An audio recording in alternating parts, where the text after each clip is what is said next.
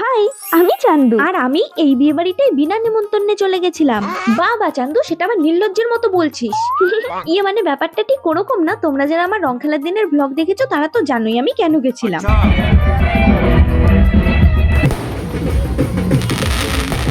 Just wow, কি সুন্দর! বরের এন্ট্রিটা যা ছিল না কি বলবো। আর বর আর বউকেও খুব মিষ্টি দেখতে। আর তোমরা প্যান্ডেলটা একবার দেখো, কি সুন্দর করে ডেকোরেশন করেছে।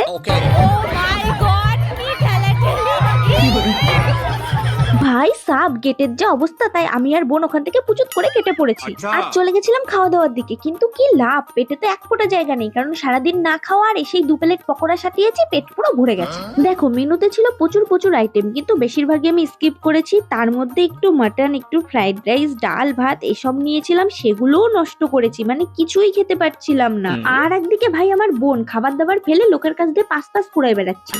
আর দেখো কাণ্ড, নিজের থালাটাকে খালি রেখে ডাস্টবিন ভরে ফেলেছে। আর এই হচ্ছে মামি আর মামা, আমরা কিন্তু এই 4 জনই বিয়ে বাড়িতে এসেছিলাম। তো তারপর অনেকটা রাত হয়ে গেছিল, আমরা বিয়ে বাড়ি মানে মচলন্দপুর থেকে আবার হাবড়া মানে মামা বাড়ির উদ্দেশ্যে রওনা দিয়ে দিই। তো চলো আজকের জন্য টাটা। আর হ্যাঁ, যারা আমাকে ভিডিওতে নাম নিতে বলেছিল তাদের নাম হলো প্রিয়াঙ্কা, বর্ষা আর দিশা। তো তোমাদের সকলকে থ্যাংক ইউ।